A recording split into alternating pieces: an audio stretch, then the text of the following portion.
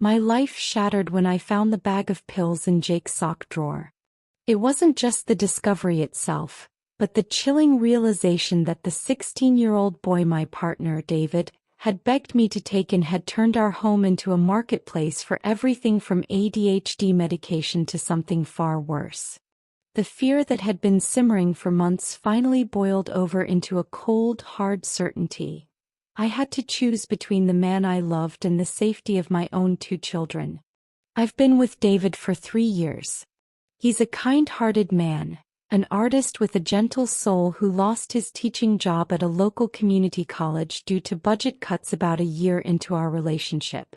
We moved in together 8 months ago into my 3-bedroom house in a quiet suburb. It was a big step, blending our lives. I have 2 children from my previous marriage, Sophie, who is 9, and Ben, who is 13. They live with me full-time, and their father, while involved, lives out of state, so his child support, while regular, doesn't stretch far.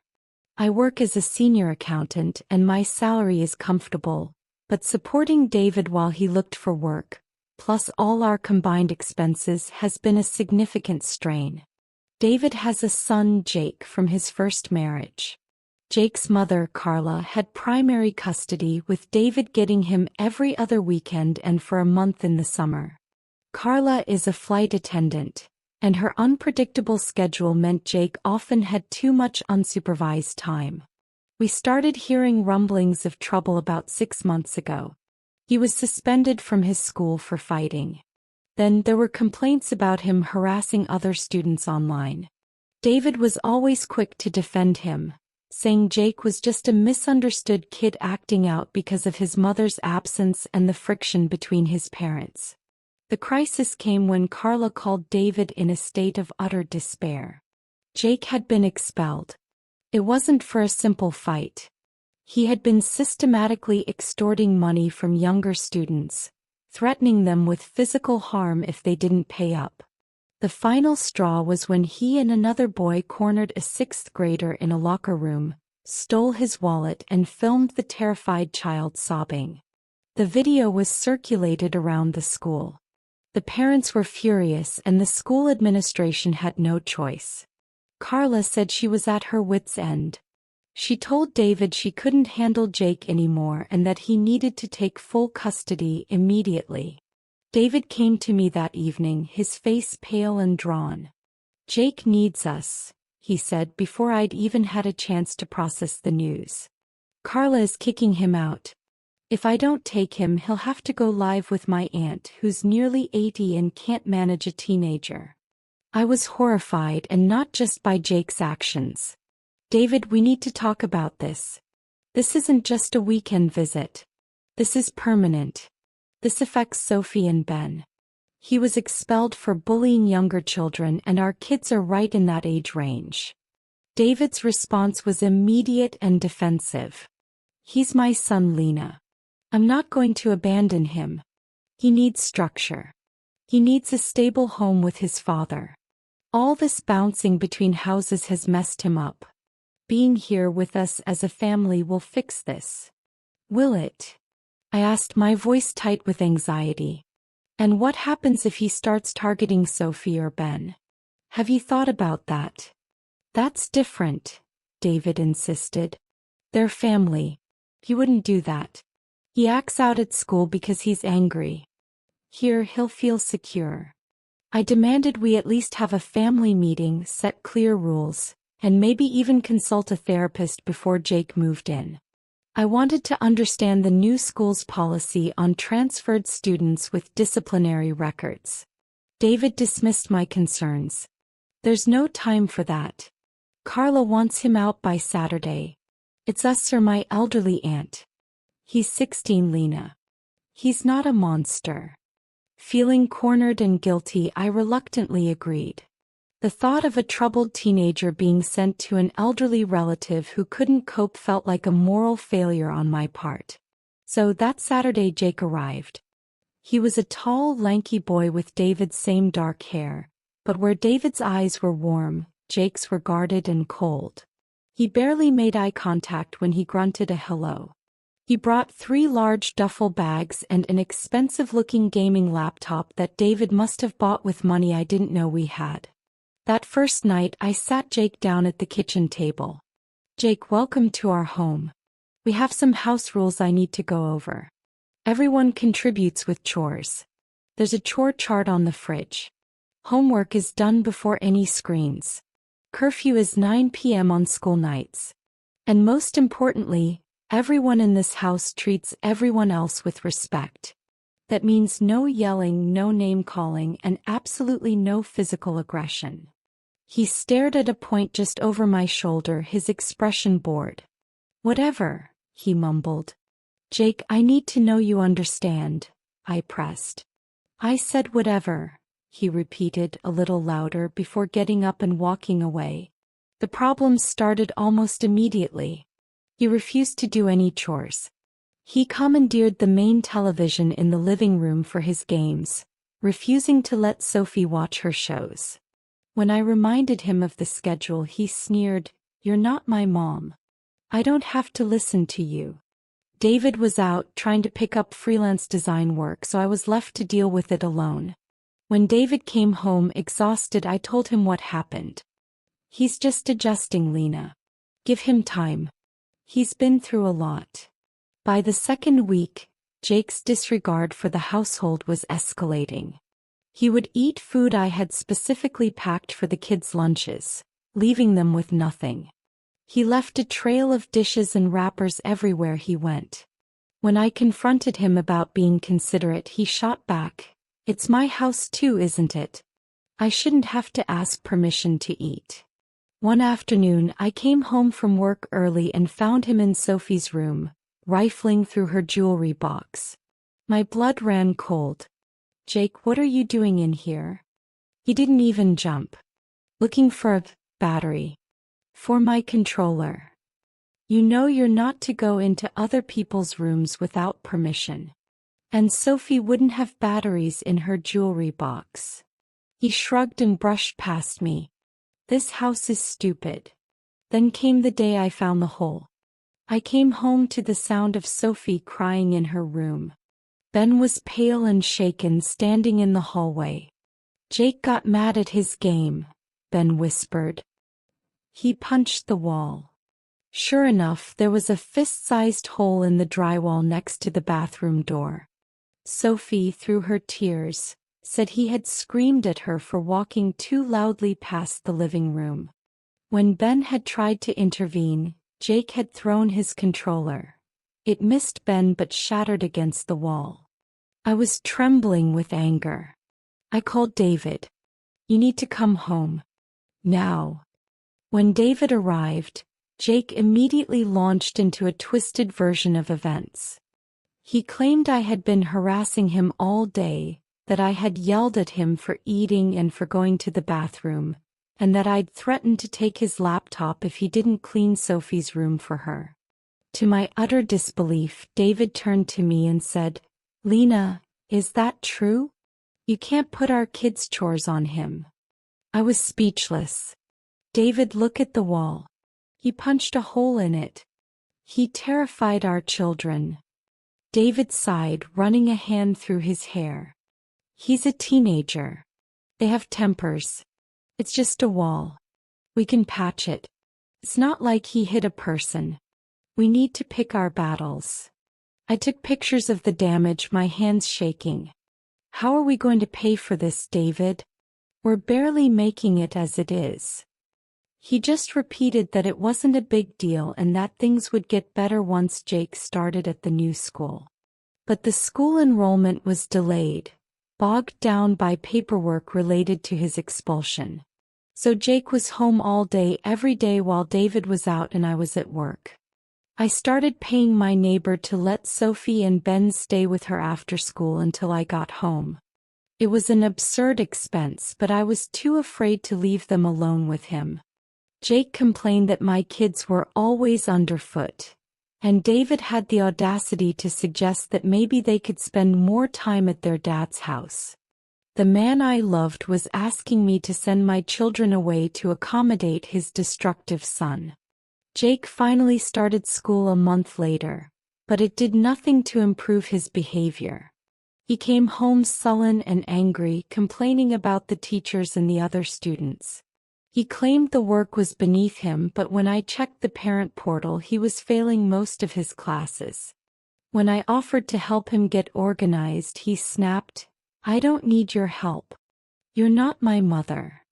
The situation with my children deteriorated rapidly. I came home one evening to find Sophie sobbing hysterically. Through her tears, she told me that Jake had said her father didn't love her and that was why he moved away. "He said Daddy left because I'm annoying and talk too much," she wept. "Is it true, Mommy? Is it my fault?" I felt a rage so pure and cold it terrified me. I found Jake in his room.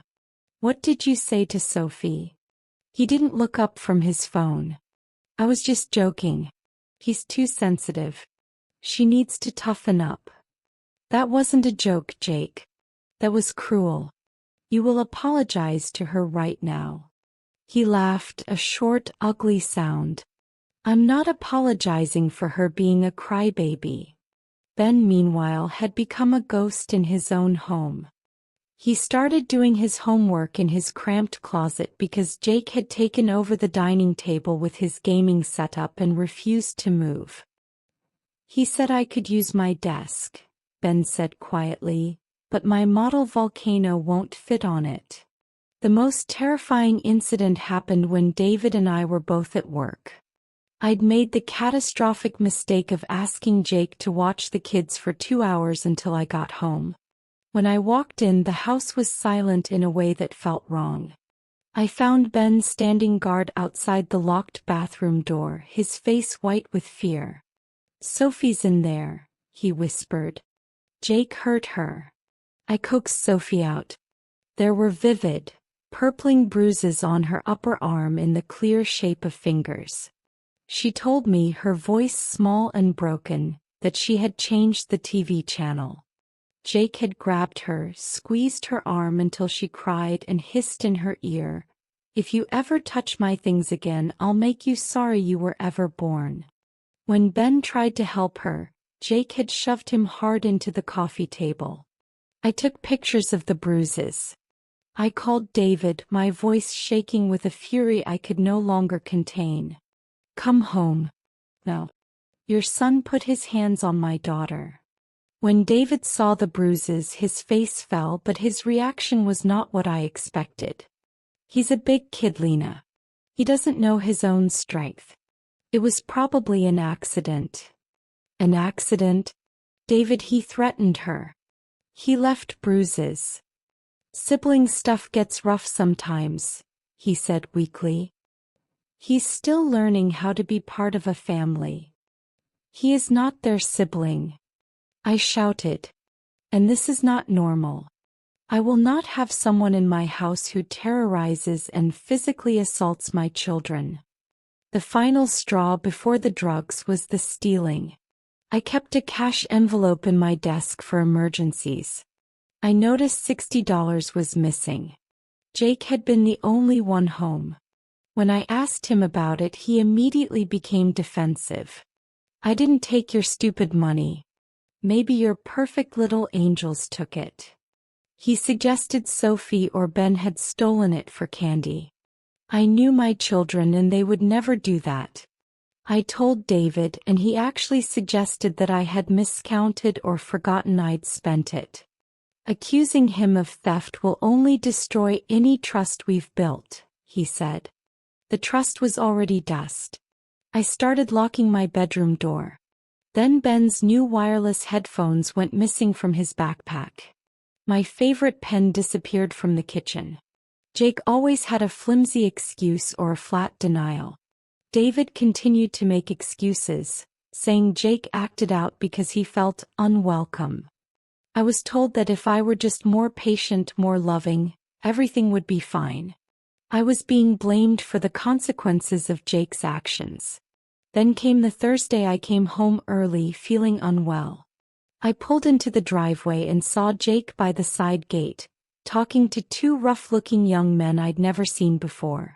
They scattered when they saw my car. When I asked Jake who they were, he said they were friends from school, but his story was full of holes. He was jumpy and secretive with his phone for the rest of the night. The next day I was working from home and noticed his anxious behavior. He asked to go to the store and came back 2 hours later empty-handed.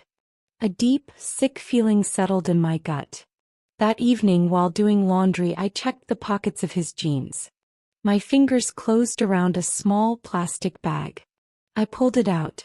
It was a tiny Ziploc bag, the kind I knew from news reports and my own brother's past struggles. It had a trace of white powder in it. My heart hammered against my ribs. I took a picture with my phone.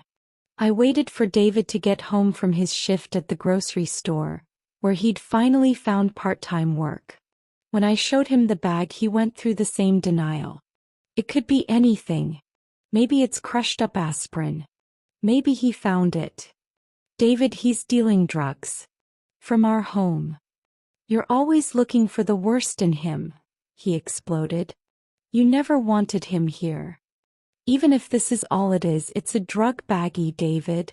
In our house. We need to search his room. Now. That's a violation of his privacy. David argued. It will destroy any chance we have of connecting with him. I had had enough. While David was in the shower, I went into Jake's room. It smelled of stale sweat and energy drinks. I searched his desk drawer. Under a pile of crumpled papers, I found a digital scale, a roll of cash totaling nearly $400, and a stash of empty baggies identical to the one I'd found. Then I found his old phone tucked inside a hollowed-out book. It was powered on. The text messages were a roadmap to his side business. Meet me at the park behind my house. I've got the Adderall. How much for the oxy? I laid it all out on the kitchen table like evidence at a trial. When David came out, his face crumpled. But his anger was yet again directed at me. You went through his things. How could you? He'll never trust us now. Trust. I spat the word. He's dealing drugs from our property, David. My name is on the mortgage. I could be arrested. Our assets could be seized. Dangerous people know where we live because of him. This isn't about trust. This is about survival. David tried to downplay it. He's just selling to kids at school. It's not like he's a cartel member. It is illegal. It is dangerous. And it ends now. I looked him straight in the eye, my voice steady for the first time in months. He leaves. Today. Or I call the police myself and report the drug dealing I discovered in my home. David looked from me to the evidence on the table and back again. You'd really do that? You'd call the police on a 16-year-old boy? To protect my children and my home? Without a second thought. The fight that followed was the end of us. David said I was giving up on Jake just like his mother had. He said if I loved him I would understand he couldn't choose. I told him he had already chosen every single day by refusing to hold Jake accountable. He had chosen Jake's destructive impulses over my children's safety, over our financial stability, over our relationship. After 3 days of tense, horrible arguments, David made his final choice. He found a cheap studio apartment in a less desirable part of town and arranged to transfer Jake to yet another school district. He said he hoped a fresh start would help. He packed his things and Jake's, taking the furniture he'd brought and the expensive gaming laptop. Jake left without a word to Sophie or Ben, leaving his old room trashed. The relief in my house was palpable, a physical unclenching of the fear we had all lived with. Sophie and Ben were sad about David, but the quiet, peaceful stability that returned was worth the heartache. I repaired the hole in the wall and replaced the stolen items. About a month later, David called. His voice was hollow. Jake had been arrested at his new school. A search of his backpack had revealed a substantial quantity of marijuana and prescription pills. He was charged with possession with intent to distribute. David, panicked, asked me for advice on lawyers. I told him to get the best one he could afford, but that this was the inevitable consequence of the path Jake was on. I gently suggested that Jake needed more than a fresh start. He needed intensive, likely residential treatment. David admitted Jake was resistant to therapy. I wished him luck but told him firmly that I could not be involved. My responsibility was to my children and to rebuilding the safe, calm home we had lost. The last I heard, David was trying to broker a deal that would send Jake to a rehab program instead of juvenile detention. Sitting in my quiet, clean living room now, with Sophie drawing peacefully at the table and Ben building his model volcano in the dining room without fear, I feel no triumph, only a profound, weary sadness. I loved David, but love isn't enough when one person's definition of family requires the sacrifice of another's safety and well-being. I had to choose my children, and in the end that was the only choice I could ever live with.